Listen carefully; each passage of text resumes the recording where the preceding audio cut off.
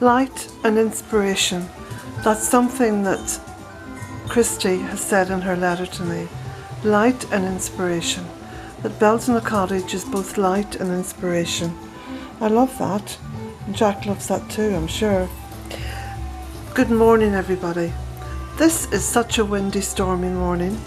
I've got the back door open only because it's just wonderful to have this energy flooding through the cottage.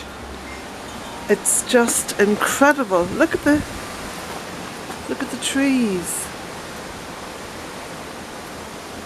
They're just dancing and waving and there's so much music in it all. And these big chimes that hardly ever move, well, they're making wonderful, wonderful music this morning.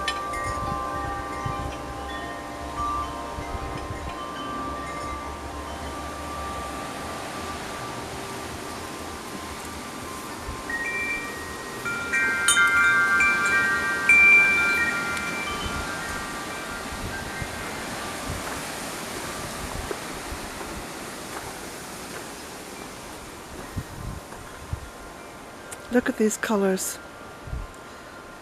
Aren't they incredible? Like all the trees and the plants, they all seem to be standing out now. You can pick out all the different plants because they're going different colours now. Whereas during the summer they all seem to just meld in together. And now they just seem to be coming into their own individual space.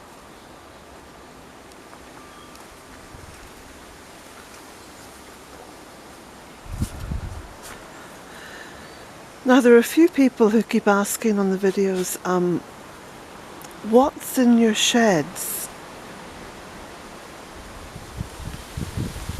Well, I'm going to leave that up to your own imagination, because what does one normally keep in sheds? Stuff, lots of stuff.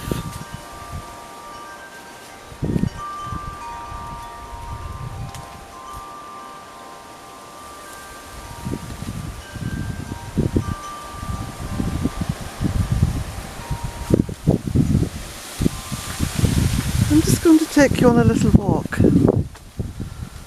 because I love being out when there's wind and autumn all at the same time. Because wherever I stop and pause the video now, pause the camera, it just looks so different. Everything looks different because of the colours of autumn.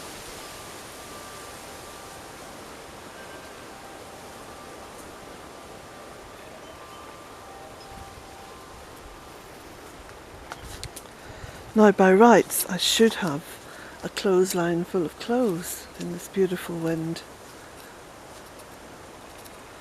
But I've been busy cleaning out the stove this morning.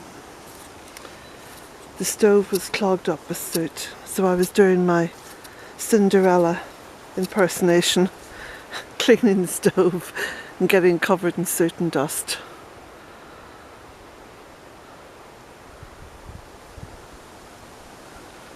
And of course, once the fire is lit in the stove, I lit that about an hour ago, there's a wonderful draw on the fire, so it burns brighter and faster.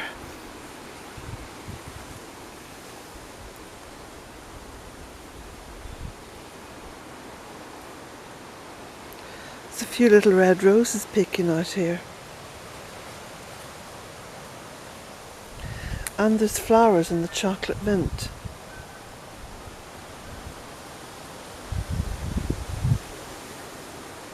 There's a few little apples left on that tree.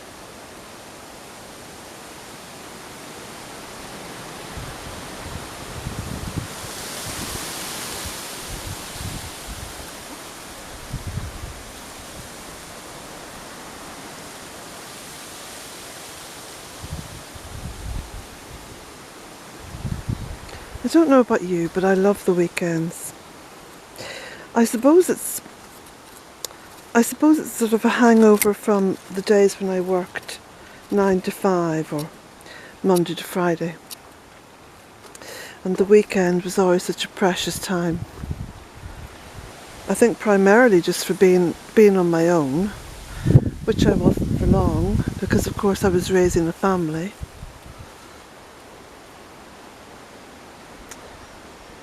But I had that feeling that I was going to have time on my own.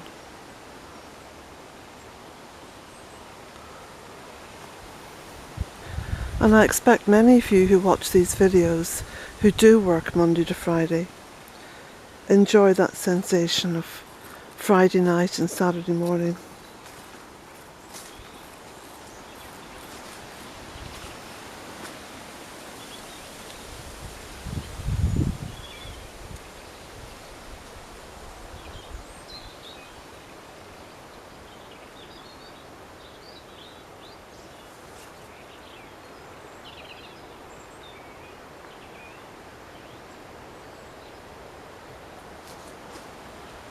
Jack is up there eating some grass. There's a special grass that dogs like to eat, and I think it helps to bring the bile up from their stomach, or something like that. It helps them to clear out their system a bit anyway.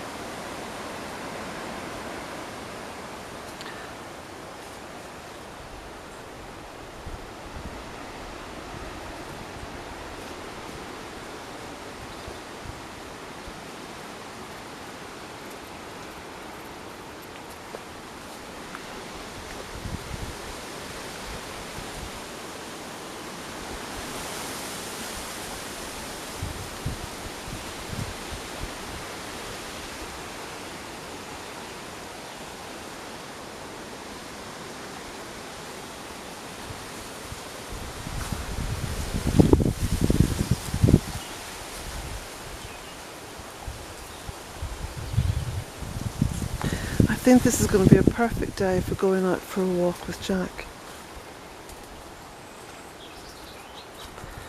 I shall take him down to Kilronan Castle later.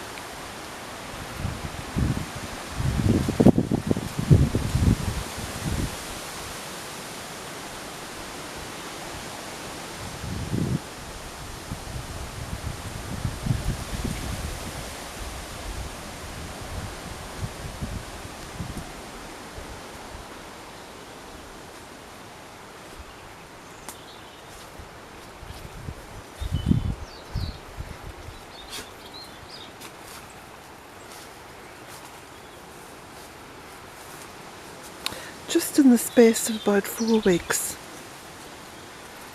this little path has become quite overgrown.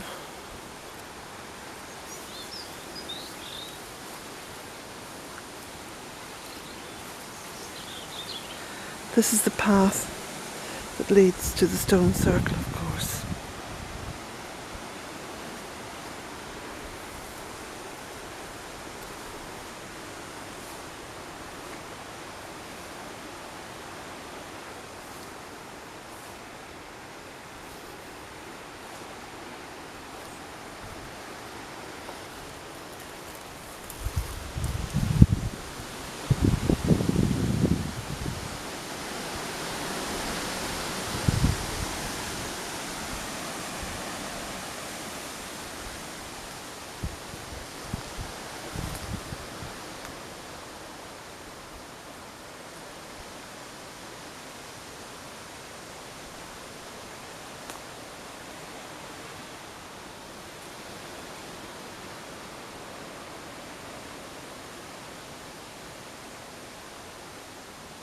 It's a very strange energy around today, and I think you can even see that in the way that Jack is looking around there.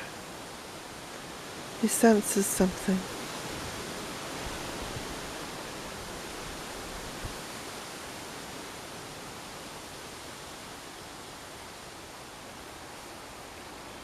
It's as though there's something around that he doesn't quite get.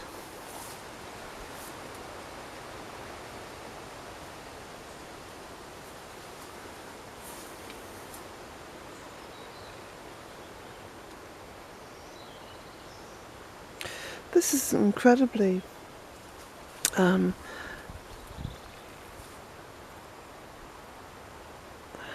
what's the word I'm looking for? I suppose the word must be magical. It is quite a magical time of the year, because everything is going back down into Mother Earth.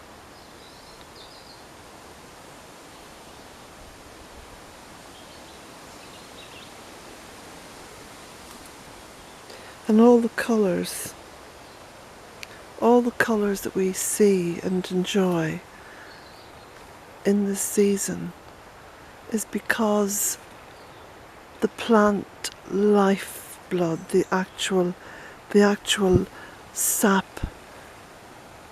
is going back down.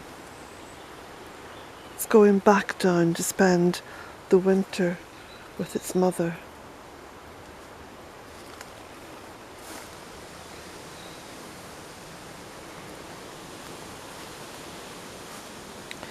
Could there be a more beautiful time of the year?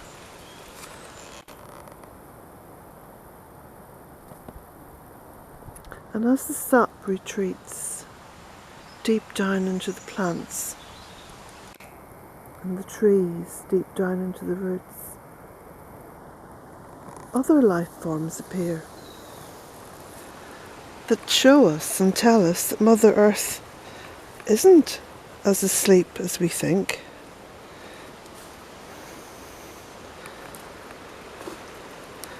But she's just hunkered down.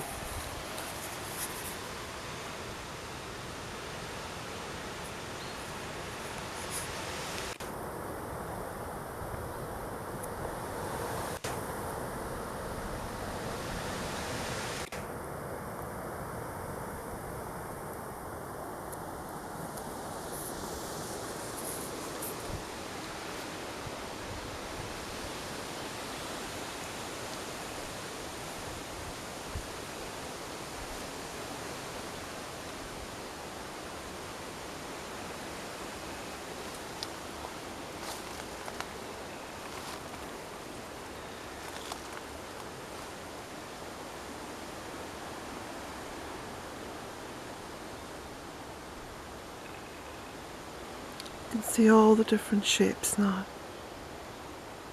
Layer upon layer upon layer of life.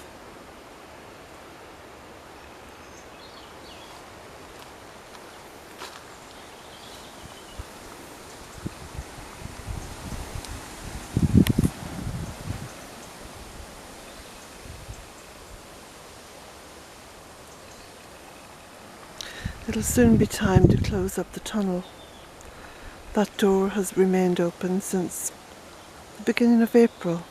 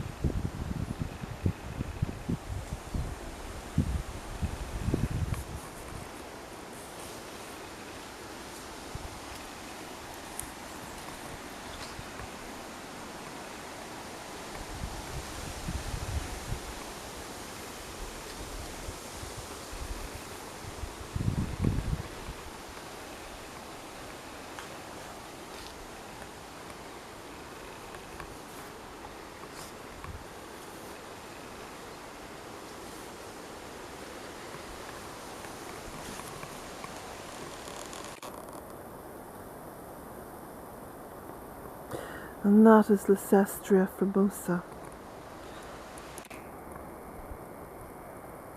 Because I know someone's bound to ask. It's spelt Leicestria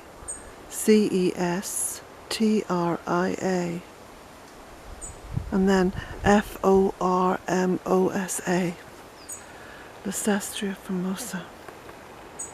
And the birds absolutely adore the berries on that.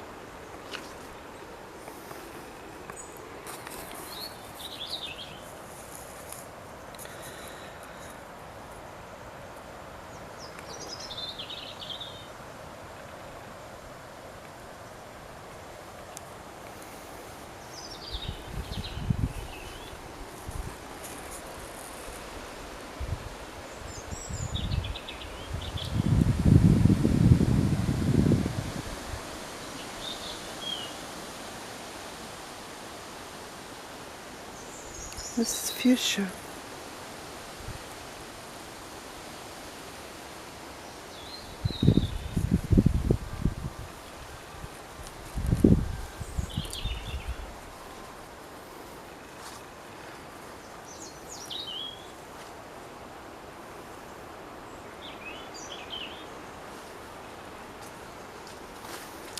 Do you know, it doesn't seem to matter how much I cut back this ribes or flowering currant, it just keeps growing. So you know what I've decided to do? I'm just going to let it keep growing. Just let it be. And keep the little archway underneath. That's all I'm going to clip. It's the actual archway itself, so as I can navigate through it.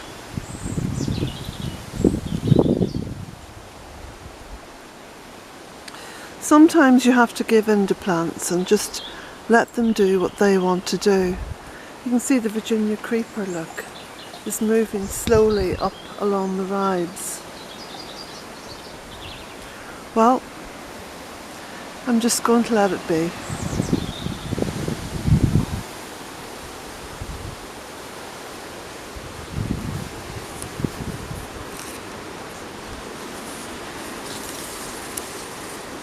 You see, gardens and land just wants to keep evolving.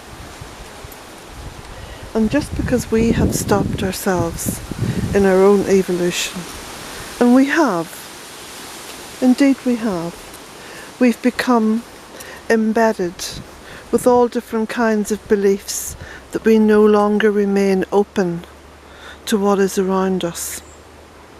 And so our evolution has been stopped.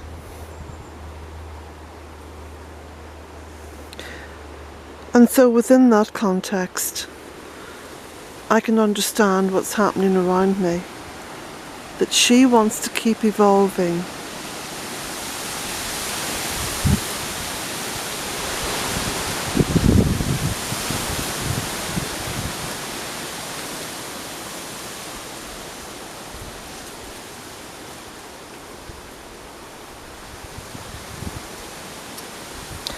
It's like, these are blackcurrant bushes, and years ago they were very productive, and they still are productive, but not as much, because look at what's happening underneath. These beautiful ferns are taking over. So it's evolving into woodland. There's more and more woodland coming closer and closer to the cottage.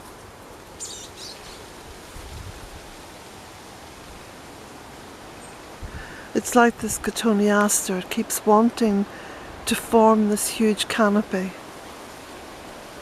And last year I did prune quite a lot of it back.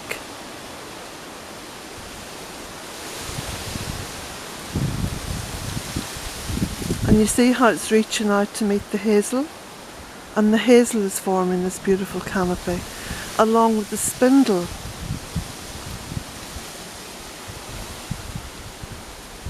I'm going to allow that canopy just to develop. All these plants and trees want to reach out and meet each other. And okay, it's not going to be textbook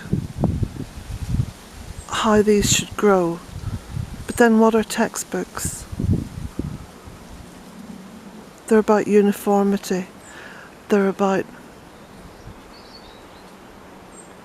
keeping everything the same, that this is how things should be, and nature isn't like that. The earth's going through some incredible problems,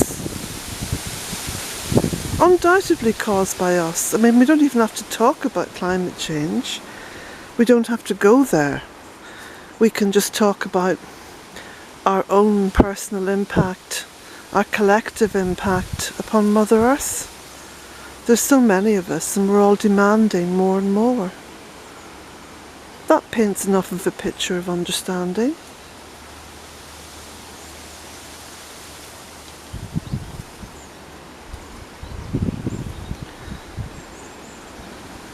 So here at Bealtaine, I'm going to let her have more and more. And I'm going to try to have less and less.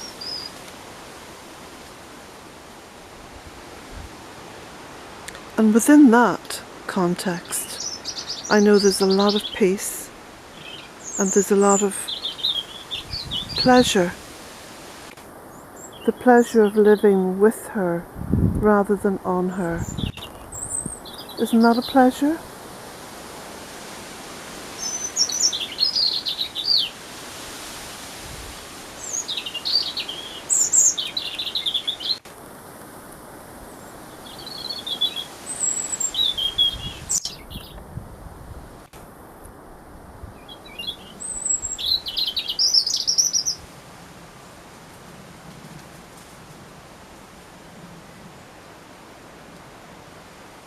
She stopped singing because she's seen Jack. Oh, she's back now singing. This is a little robin redbreast. William Blake wrote, "A robin redbreast in a cage puts all heaven in a rage. I despair when I see birds in cages. I despair to see any animal in a cage, any creature in a cage. Cages are what we invent. Cages are what we have invented for our pleasure, for our benefit.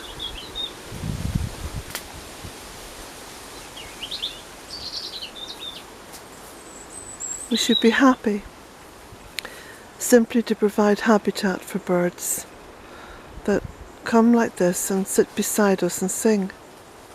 We don't need to put them into cages. I agree with William Blake. And any of you who are not familiar with the work of William Blake, I would urge you to look at some of his work, because he was both a writer, a poet, a seer, a bard, an artist. He was the most amazing person.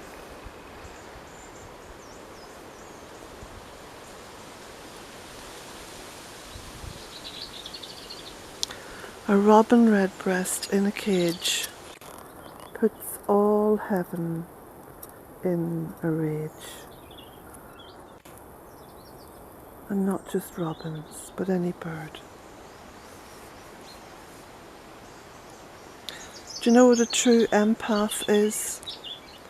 A true empath is someone who feels what it's like to be that creature, to be that tree, to be that person, to be that plant. That to me is what empathy is about. Don't we all want to be free?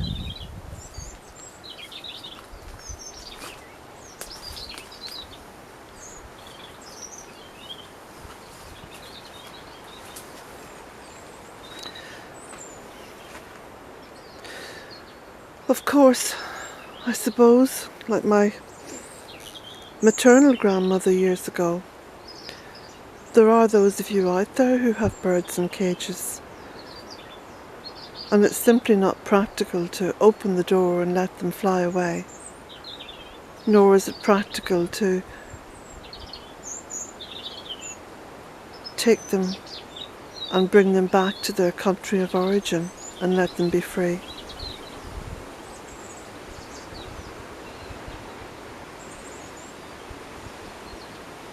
And of course it's so-called pet shops that seem to peddle these creatures, peddle them like commodities, and they're not commodities.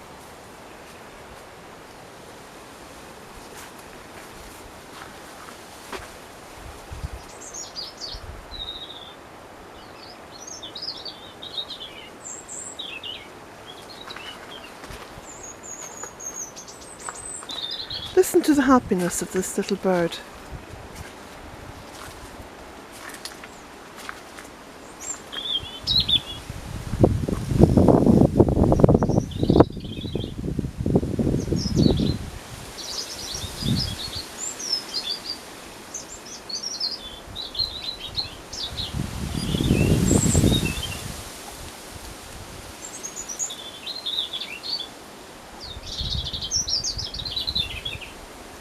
I wish you all a beautiful day or a beautiful night wherever you are.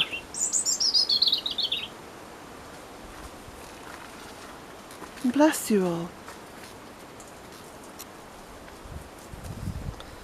Bless you all. I think this is what this little bird is saying. She's singing out a little blessing.